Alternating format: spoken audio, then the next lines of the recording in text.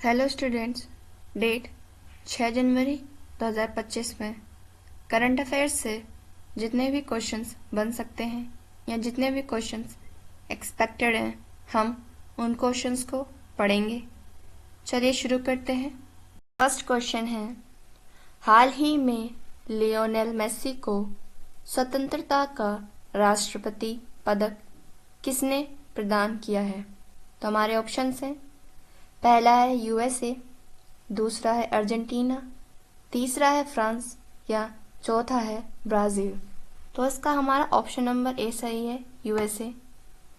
स्वतंत्रता का राष्ट्रपति पदक जो है यह यूएसए के वर्तमान राष्ट्रपति जो बाइडेन ने लियोनेल मेसी के साथ साथ अन्य 18 लोगों को भी यह पदक प्रदान किया है।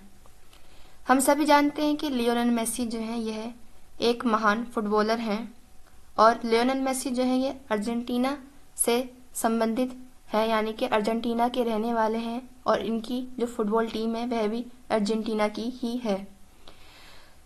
यूएसए के राष्ट्रपति वर्तमान राष्ट्रपति जो बाइडेन ने लियोनेल मेसी के साथ साथ उन सभी 18 लोगों को स्वतंत्रता का राष्ट्रपति पदक से इसलिए सम्मानित किया क्योंकि इन सभी ने कहीं ना कहीं अमेरिका की संस्कृति को बढ़ावा दिया है।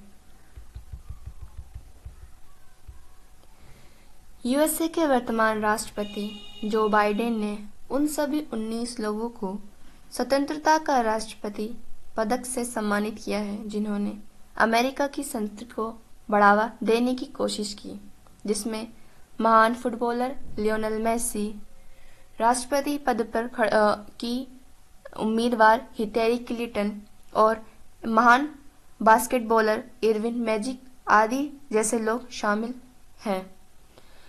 जो बाइडेन ने इन सभी 19 लोगों को यह राष्ट्रपति पदक से जो है व्हाइट हाउस में सम्मानित किया है। जो बाइडेन जो है यूएसए के राष्ट्रपति पद से जो है 20 जनवरी से पहले जो है इस्तीफा दे देंगे और 20 जनवरी 2025 को जो है यूएसए के नए राष्ट्रपति यानी कि 47वें नंबर के राष्ट्रपति डोनाल्ड ट्रंप यूएसए के राष्ट्रपति की शपथ लेंगे। नेक्स्ट क्वेश्चन है,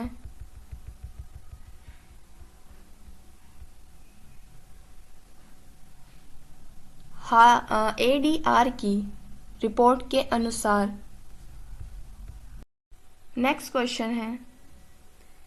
एडीआर की रिपोर्ट के अनुसार भारत के सबसे अमीर मुख्यमंत्री कौन हैं? तो हमारे पास ऑप्शंस हैं, ए है एन चंद्रबाबू नायडू, बी है पेमा खांडू, सी है सिद्धारमैया या डी है ममता बनर्जी। तो इसका हमारा ऑप्शन नंबर ए सही है। आंध्र प्रदेश के मुख्यमंत्री एन चंद्रबाबू नायडू जो है यह है एडीआर की रिपोर्ट के अनुसार भारत के सभी राज्यों में से सबसे अमीर राज्य के मुख्यमंत्री हैं। वहीं सबसे अमीर तो हैं आंध्र प्रदेश के मुख्यमंत्री एन चंद्रबाबू नायडू और वहीं सबसे जो गरीब मुख्यमंत्री हैं वे ममता बनर्जी हैं जो कि पश्चिम बंगाल की सीएम है। एडीआर की जो रिपोर्ट होती है इसकी फुल फॉर्म होती है association of democratic reform report. ADR ही जो है सारे मुख्यमंत्री के बारे में जो है अमीरी और गरीबी की रिपोर्ट को जारी करती है और यही जो है किसी भी सीएम के खिलाफ कितने आपराधिक कानून दर्ज हैं वह भी एडीआर की रिपोर्ट ही बताती है। एडीआर की रिपोर्ट के अनुसार एन चंद्रबाबू नायडू के पास लगभग 931 करोड़ रुपए की संपत्ति है। वहीं सबसे गरीब मुख्यमंत्री ममता बनर्जी के पास लगभग 15,31,000 रुपए की संपत्ति है। नेक्स्ट क्वेश्चन है, हाल ही में खो खो विश्व कप 2025 का शुभंकर किसे घोषित किया गया? तो हमारे पास ऑप्शन हैं, ए है हिम तेंदुआ, बी है तारा और तेजस, सी है मौली या डी है फ्रीजेस।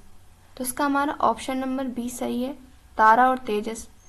तारा और तेजस को जो है भारत ने 2025 में होने वाले खो खो विश्व कप का जो है शुभंकर घोषित कर दिया है। वहीं हिम तेंदुआ जो है यह शीतकालीन नेशनल गेम्स का जो है शुभंकर था। मौली जो है यह है 37th नेशनल गेम का शुभंकर था। वहीं फ्रीजेस जो है यह ओलंपिक का शुभंकर था। इस बार के होने वाले खो खो विश्व कप 2025 को जो है भारत की राजधानी नई दिल्ली जो है होस्ट कर रही है, यानी कि हमारा देश होस्ट कर रहा है। 2025 में होने वाला खो खो विश्व कप भारत में नई दिल्ली होस्ट करेगा। इसी के साथ 2025 का खो खो का शुभंकर, जिसे हम मैस्कॉट भी कहते हैं, तारा और तेजस को घोषित किया गया। तारा और तेजस जो है यह एक गजलों का गतिशील जोड़ा है। अभी कुछ टाइम पहले ही जो है खो खो विश्व कप 2025 का ब्रांड एम्बेसडर सलमान खान और टाइगर श्रॉफ को घोषित किया गया था। सलमान खान और टाइगर श्रॉफ दोनों ही बॉलीवुड अभिनेता हैं। खो खो विश्व कप 2025 में मेल कैटेगरी में जीतने वाली टीम को जो है नीली ट्रॉफी प्रदान की जाएगी और फीमेल कैटेगरी में जीतने वाली टीम को हरी ट्रॉफी प्रदान की जाएगी। खो खो विश्व कप 2025 में जो है 24 देश शामिल हो रहे हैं। नेक्स्ट क्वेश्चन है, हाल ही में दिवंगत राज गोपाल चिदम्बरम का संबंध किससे था? तो इसके हमारे ऑप्शंस हैं। पहला है ऑपरेशन स्माइलिंग बुद्धा, बी है ऑपरेशन शक्ति, सी है ऑपरेशन लिटिल बॉय, या डी है ए व बी दोनों। तो इसका हमारा ऑप्शन नंबर डी सही है, ए व बी दोनों। राजगोपाल चिदम्बरम जो है यह भारत के एक साइंटिस्ट रह चुके हैं और इनका जो है हाल ही में निधन हो गया है। राजगोपाल चिदम्बरम ने भारत में हुए 2 परमाणु परीक्षण ऑपरेशन, जिसमें पहला ऑपरेशन स्माइलिंग बुद्धा था और दूसरा परमाणु परीक्षण ऑपरेशन शक्ति था। इन दोनों ही ऑपरेशन में जो है राजगोपाल चिदम्बरम ने एक अहम भूमिका निभाई थी। ऑपरेशन स्माइलिंग बुद्धा जो है 1974 में हुआ था और ऑपरेशन शक्ति जो है 1998 में हुआ था। 1974 और 1998 में किए जाने वाले परमाणु परीक्षण में राजगोपाल चिदम्बरम ने अहम भूमिका निभाई थी। 1974 में पहला परमाणु परीक्षण पोखरण राजस्थान में हुआ था व 1998 में दूसरा परमाणु परीक्षण भी पोखरा राजस्थान में ही हुआ था। 1974 में जब पहला परमाणु परीक्षण हुआ था उस टाइम पे भारत की प्रधानमंत्री इंदिरा गांधी थी और जब 1998 में दूसरा परमाणु परीक्षण हुआ तो उस टाइम भारत के प्रधानमंत्री अटल बिहारी वाजपेयी थे। इन दोनों ही मिशनों में यानी कि दोनों ही परमाणु परीक्षण में जो है रामगोपाल चिदम्बरम ने अहम भूमिका निभाई थी। रामगोपाल चिदम्बरम को जो है उनके किए गए कार्य द्वारा जो है भारत का second highest award Padma Vibhushan से सम्मानित किया गया था और इन्हें पद्म विभूषण जो है 1999 में प्रदान किया गया था। क्वेश्चन है, हाल ही में भारत सरकार ने सकल घरेलू उत्पाद या जिसे हम शॉर्ट फॉर्म में जीडीपी भी कहते हैं की गणना के लिए कौन सा आधार वर्ष अपनाने की घोषणा की है? तो हमारे पास ऑप्शंस हैं। ए है वर्ष 2020-21, बी है वर्ष 2021-22, सी है वर्ष 2022-23 या डी है वर्ष 2023-24। तो इसका हमारा ऑप्शन नंबर सी सही है, वर्ष 2022 और 23। वर्ष 2022 और 23 को जो है हाल ही में भारत सरकार ने नया आधार वर्ष बनाने की घोषणा की है वर्ष 2022-23 से पहले जो है भारत का पुराना आधार वर्ष 2011 और 12 थे। चूँकि वर्ष 2011 और 12 वर्तमान समय से काफ़ी वर्ष पहले की बात है, जिसकी वजह से जो है जीडीपी की गणना करने के लिए सही आंकड़े नहीं मिल पाते थे। इस वजह से जो है अब भारत सरकार ने नया आधार वर्ष 2022 और 23 को बनाने की घोषणा की है। वर्ष 2022 और 23 को आधार वर्ष बनाने के बाद जो है भारत सरकार को सटीक विश्लेषण मिल पाएगा जीडीपी के बारे में। पुराने आधार वर्ष 2011-12 को बदलकर अब नया आधार वर्ष 2022-23 को घोषित किया गया। नए आधार वर्ष को मानते हुए जो है जीडीपी का सही सटीक अनुमान लगाया जा सकेगा। जीडीपी की जो फुल फॉर्म होती है वह ग्रॉस डोमेस्टिक प्रोडक्ट होती है। हमारी जीडीपी दो प्रकार की होती है। पहली होती है हमारी नॉमिनल जीडीपी और दूसरी हमारी होती है रियल जीडीपी। किसी वर्ष को अपना आधार वर्ष बनाकर यदि आप जीडीपी का आंकड़ा बताते हैं तो वह आपकी रियल जीडीपी कहलाई जाती है। वहीं आप किसी वर्ष को ना देखते हुए मार्केट प्राइस के हिसाब से जीडीपी जो है आप जारी करते हैं तो वह आपकी नॉमिनल जीडीपी कहलाती है। नॉमिनल जीडीपी में जो है आपकी महंगाई भी जो है काउंट की जाती है, परंतु रियल जीडीपी में केवल उस वर्ष के हिसाब से ही जीडीपी जो है अनुमानित की जाती है। नेक्स्ट क्वेश्चन है, हाल ही में हर घर लखपति योजना किसने प्रारंभ की? तो इसके हमारे पास ऑप्शंस हैं। पहला है एसबीआई, दूसरा है आईसीआईसीआई बैंक, सी है एचडीएफसी या डी है पंजाब नेशनल बैंक। इसका हमारा ऑप्शन नंबर ए सही है, एसबीआई। एसबीआई बैंक ने जो है हाल ही में हर घर लखपति योजना जो है प्रारंभ की है। एसबीआई बैंक जो है यह 3 बैंकों से मिलकर बना है, bank of Bengal, bank of Mumbai और बैंक ऑफ मद्रास। इन तीनों बैंकों से मिलकर जो है 1921 में इंपीरियल बैंक जो है नाम रखा गया। वहीं 1955 में जो है इंपीरियल बैंक से नाम बदलकर एसबीआई बैंक रखा गया। एसबीआई बैंक ने हाल ही में जो है 2 योजनाएं लॉन्च की हैं। पहली योजना हमारी हर घर लखपति योजना है व दूसरी योजना जो है पेंटोन्स योजना है। पेंटोन्स योजना और हर घर लखपति योजना दोनों ही योजनाओं को एसबीआई का लॉन्च करने का उद्देश्य यह है कि सेविंग को बढ़ावा दिया जा सके। जितने भी स्टेट बैंक में जो कस्टमर्स हैं उनको जो है सेविंग के लिए बढ़ावा दिया जा सके, उनको सेविंग के लिए जो है प्रोत्साहित किया जाए, यानी कि सेविंग्स की आदत का विकास करना है। एसबीआई पेंटोन्स में जो है आपको जो एसबीआई पेंटोन्स योजना है उसमें आपको एक फिक्स डिपॉजिट करना पड़ता है, यानी कि आपको एक जमा राशि करनी पड़ेगी और उसमें जो है आपको एक समय निर्धारित किया जाएगा कि यानी कि आपको जो है ये राशि इतने समय के लिए जमा करनी पड़ेगी और इतने समय के बाद जो है आपको एक अच्छा इंटरेस्ट जो है बैंक आपको देगी, जिससे जो है जितने भी एसबीआई के कस्टमर्स हैं वह एसबीआई में जो है सेविंग्स करेंगे, यानी कि ज़्यादा से ज़्यादा जो है सेविंग्स करेंगे इंटरेस्ट को बढ़ाने के लिए। नेक्स्ट क्वेश्चन है, हाल ही में अपनी सेना को जानो मेले का उद्घाटन कहाँ हुआ? तुम्हारे पास ऑप्शन हैं, ए है आंध्र प्रदेश, बी है तेलंगाना, सी है कर्नाटक या डी है तमिलनाडु। तो इसका हमारा ऑप्शन नंबर बी सही है, तेलंगाना। तेलंगाना के राज्यपाल ने जो है हाल ही में तेलंगाना की राजधानी हैदराबाद में जो है अपनी सेना को जानो मेले का उद्घाटन किया है। अभी कुछ टाइम पहले जो है आंध्र प्रदेश में दीपम 2.0 योजना जो है प्रारंभ की गई थी।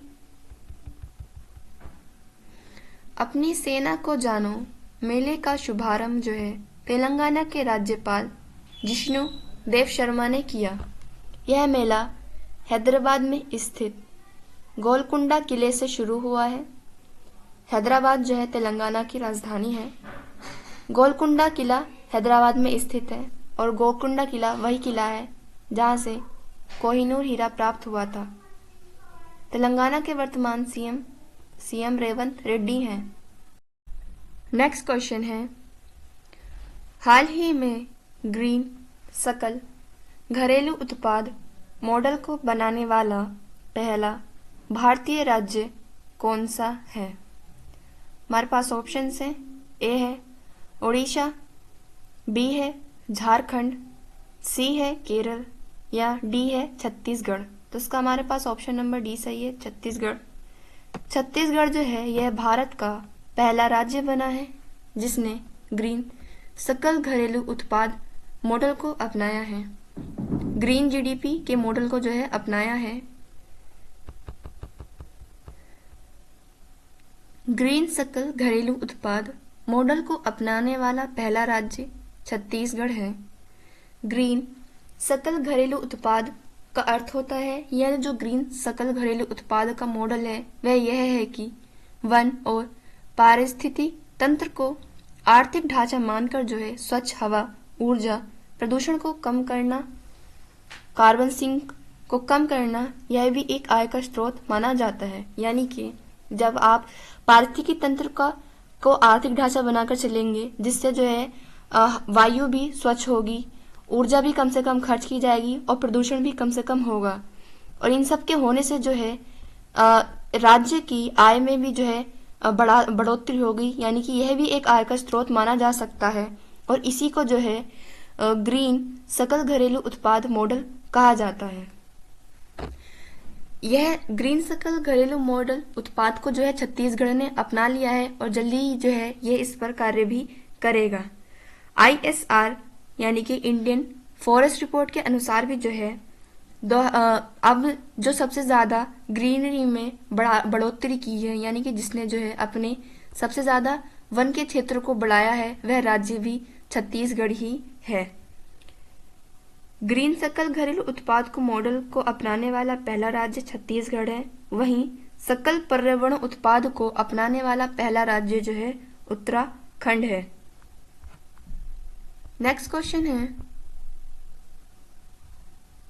हाल ही में भारतीय रेलवे का 69वां रेलवे डिवीजन किसे बनाने की घोषणा हुई है? तो हमारे पास ऑप्शंस हैं, ए है सिक्किम, बी है जम्मू, सी है लद्दाख या डी है चंडीगढ़। तो इसका हमारा ऑप्शन नंबर बी सही है, जम्मू। जम्मू को जो है हाल ही में भारतीय रेलवे ने भारत का 69वां रेलवे डिवीजन जो है घोषित किया है। रेलवे डिवीजन जो है रेलवे जोन के अंतर्गत आते हैं, यानी कि रेलवे जोन जो होता है रेलवे डिवीजन से बड़ा होता है। वहीं भारत का सबसे बड़ा रेलवे जोन जो है नॉर्थ रेलवे जोन है, जिसमें और जम्मू रेलवे डिवीजन जो है यह भी सबसे बड़े railway zone railway north zone के अंतर्गत आता है। 69वां रेलवे डिवीजन जम्मू डिवीजन को घोषित किया गया है, जो कि रेलवे का सबसे बड़ा जोन नॉर्थ जोन में शामिल है। वर्तमान में जो है भारत में 18 रेलवे जोन शामिल हैं और इन्हीं 18 रेलवे जोन के अंतर्गत जो है 69 रेलवे डिवीजन शामिल है, जिसमें कोलकाता मेट्रो जो है, यानी कि जो ये 18 रेलवे जोन है ये सिर्फ रेलवे जोन है, और वहीं जो मेट्रो में अपने आप में एक जोन है वह कोलकाता मेट्रो है। और कोलकाता मेट्रो जो किसी जोन के अंतर्गत नहीं आती है, कोलकाता मेट्रो अपने आप में ही एक अलग जोन है। पूरी दुनिया में सबसे ज्यादा रेलवे नेटवर्क जो है USA, भारत, चीन और रशिया आदि इन चारों देशों के पास सबसे बड़ा रेलवे नेटवर्क है। नेक्स्ट क्वेश्चन है, हाल ही में महाभारत वाटिका किसने विकसित की? तो हमारे पास ऑप्शंस हैं, ए है हरियाणा, बी है हिमाचल प्रदेश, सी है उत्तराखंड या डी है उत्तर प्रदेश। तो इसका हमारा ऑप्शन नंबर सी सही है, उत्तराखंड।